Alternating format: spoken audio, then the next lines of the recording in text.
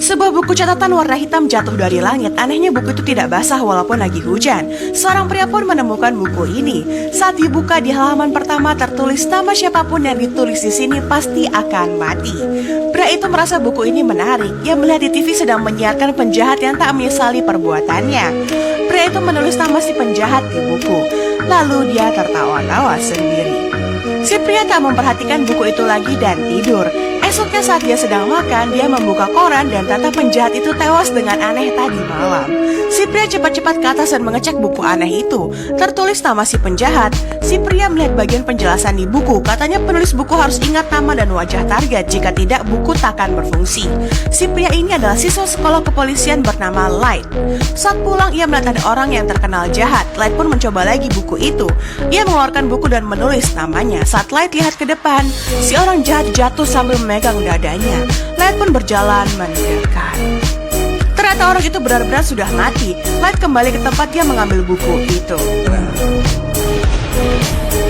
Tiba-tiba ada makhluk bersayap mendarat. Dia sangat tinggi dan terlihat aneh. Katanya dia adalah pemilik buku itu. Hanya orang yang sudah menyentuh Death Note yang bisa melihat si makhluk. Ternyata dia adalah malaikat maut. Sejak saat itu hidup Light berubah. Dia jadi sering menulis di Death Note. Orang-orang di seluruh dunia mati mendadak secara aneh. Mulai dari penjabat busuk, pembunuh yang kabur, napi yang tak bisa dihukum. Orang-orang mulai sadar bisa jadi ini ulah seseorang. Banyak orang mulai memperhatikan kasus ini. Ada yang bilang pelaku harus dihukum. Ada juga yang malah mengaguminya dan menganggap dia penyelamat. Light telah membantai orang jahat diam-diam. Dia menjadi terkenal meski orang-orang belum tahu Light sebenarnya siapa. Light merasa dia harus menegakkan keadilan. Kebetulan ayahnya adalah kepala kantor polisi. Light meretas komputer ayahnya dan menemukan banyak nama buronan di sana. Di sisi lain, polisi memutuskan untuk bertindak.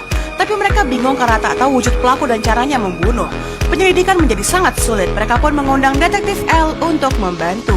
L mengadakan siaran di TV. L bilang pelakunya adalah penjahat yang masih polos. Tapi L tak tahu Light juga sedang menonton berita itu. Light nyaris membunuh 100 orang, tapi polisi masih belum tahu dia pelakunya. Detektif L ikut bantu menyelidiki. Di TV dia mengatakan akan menemukan Light secepatnya. Malaikat maut tersenyum, lalu Light mengeluarkan Death Note dan menulis nama yang ada di TV. Pria di TV itu langsung memegang dadanya. Orang-orang jadi panik. Lalu pria itu pun mati karena serangan jantung. Light tersenyum melihatnya.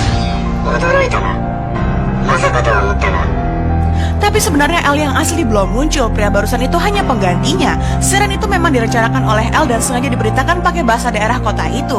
Berarti pelaku adalah orang yang mengerti bahasa daerah setempat. Area penyelidikan bisa dipersempit. L mengatakan ia pasti akan menangkap si pelaku demi keadilan. Light pun juga bilang ia juga membunuh orang demi keadilan. Malaikat maut tertawa melihat kelakuan Light. Detektif L mulai menyelidiki dari waktu kematian korban. Ia menyimpulkan pelakunya adalah seorang siswa. Light kebetulan lagi meretas komputer ayahnya. Ia tahu L sedang curiga pelakunya adalah siswa. Light mengeluarkan Death Note lagi. Besok-besoknya waktu kematian jadi beragam, seperti tidak ada polanya. L kali ini menduga pelakunya kemungkinan tahu soal info di kepolisian. Mungkin saja pelakunya adalah keluarga para penyidik. Saat ini Light sedang jalan bersama malaikat maut. Ia memberi si malaikat apel, tapi apel itu tidak diambil.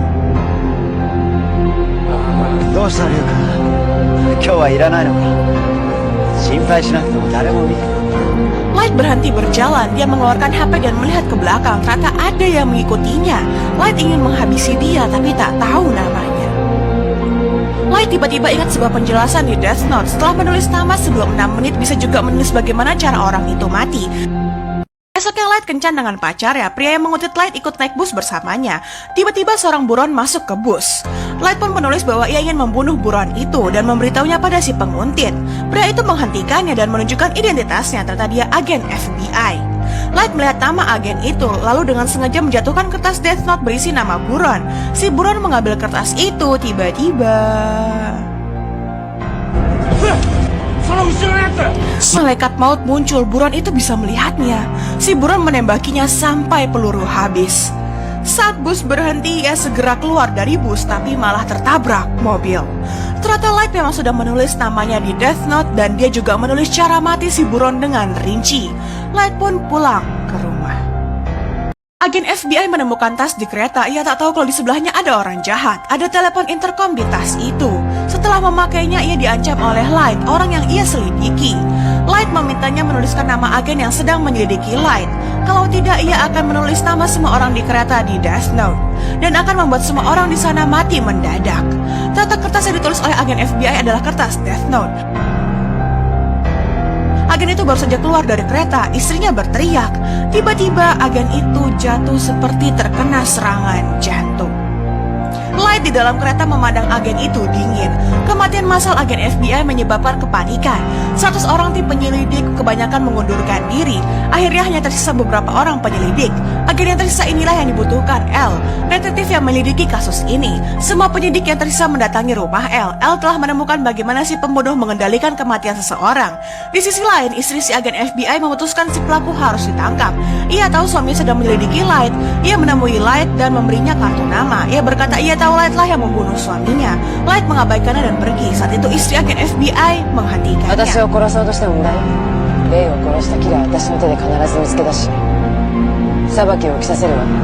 Light tak mengatakan apa-apa. Malamnya ia pulang. Ia tahu ada orang yang masuk ke kamarnya.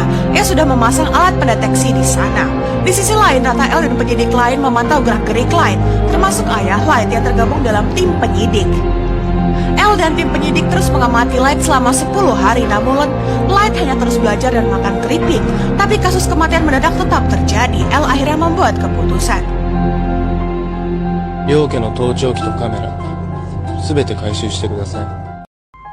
Ayah Light pun merasa lega, tapi detektif L masih merasa ada yang salah. Tetap tak ada yang melihat bahwa di balik kemasan keripik Light menyembunyikan kertas Death Note-nya.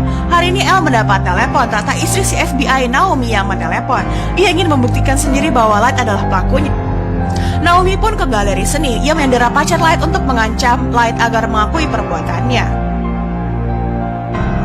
Light berkali-kali mengatakan bukan dia pelakunya. Saat itu pacar Light mau kabur tepat saat Naomi akan menembak Light.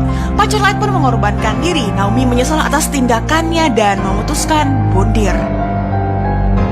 Ternyata semua itu rencana Light. Light sudah lama melihat nama Naomi saat di kereta. Ia pun menuliskan namanya di Death Note dan cara Naomi mati yaitu bundir. Light juga menuliskan nama pacarnya dan cara kematiannya. Malaikat maut sampai kaget melihat ini. Manusia bisa ya lebih kejam dari iblis. Tujuan Light melakukan itu agar menghilangkan kecurigaan tim penyidik dan menarik simpati mereka. Setelah kejadian ini, Light meminta untuk bergabung dengan tim penyidik Death Note. Ayahnya setuju. Tiba-tiba detektif L muncul. Ia setuju Light bantu menangkap dalang di balik Death Note.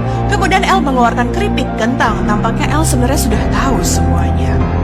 Death Note 1 selesai. Film ini masih ada lanjutannya, jadi memang belum berakhir ceritanya.